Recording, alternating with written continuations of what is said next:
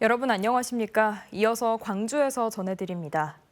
10월 재선거에 출마를 선언한 각 정당 후보자들이 오늘 후보자 등록을 시작으로 본격적인 경쟁에 들어갔습니다. 국민의힘과 더불어민주당 등 각 정당에 따르면 영광군수 후보로 나선 민주당 장세일 예비후보와 조국혁신당 장현 예비후보, 진보당 이석하 예비후보는 후보자 등록 첫날인 오늘 오전 모두 후보자 등록을 마쳤습니다.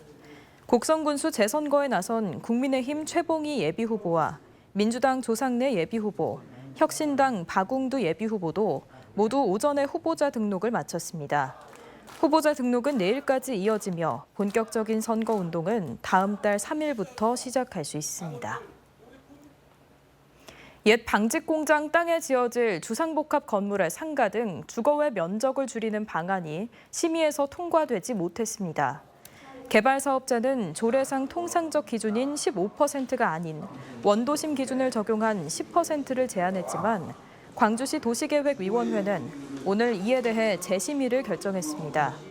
재심의 조건은 유사 사례의 공실률 등 근거 자료 보강과 사업자가 이번 안건과 함께 제시한 160억 원 외 추가 기부 체납 등입니다.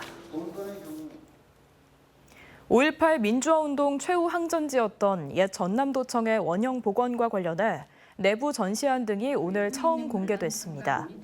옛 전남도청 복원추진단과 광주시 등은 오늘 광주 동구 전일빌딩에서 옛 전남도청 복원사업 전시안 공개 설명회를 열고 도청 본관과 상무관 등 6개 동에 담기는 전시 콘텐츠의 유형과 성격, 표현 방법 등을 발표했습니다. 추진단은 오는 11월까지 실시 설계를 마친 뒤 전시물 등을 설치해 내년 10월 개관할 예정입니다. 도심에서 여고생을 흉기로 찌르고 달아난 20대 남성이 경찰에 붙잡혔습니다. 순천경찰서는 오늘 새벽 0시 45분 순천 조례동의 한 병원 앞에서 10대 여성에게 수차례 흉기를 휘두른 혐의로 이 남성을 긴급 체포했습니다. 피해자는 크게 다친 채 병원으로 옮겨져 치료를 받았지만 결국 숨졌습니다.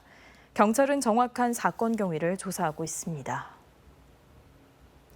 음주운전 의심 행위를 경찰에 알리고 추적하는 과정을 생중계하는 유튜버가 엉뚱한 운전자를 괴롭힌 혐의로 검찰에 넘겨진 사실이 뒤늦게 알려졌습니다. 광주 광산경찰서는 난폭 운전을 하며 일반 시민의 차량을 쫓은 혐의 등으로 유튜버인 40살 최 모 씨를 검찰에 넘겼다고 밝혔습니다. 최 씨는 지난해 광주 북구의 한 도로에서 다른 차량과 함께 난폭 운전을 하며 음주운전을 한 걸로 의심되는 차량을 뒤쫓은 혐의를 받고 있습니다.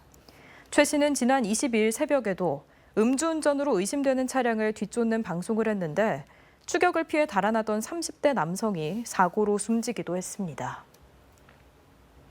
광주지검은 수사 무마를 대가로 피의자에게 거액의 금품을 받은 광주 지역의 현직 변호사에 대해 구속영장을 청구했습니다.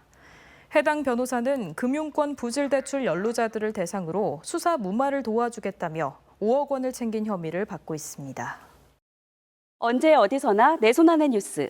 광주 MBC 뉴스 유튜브 구독으로 함께하세요.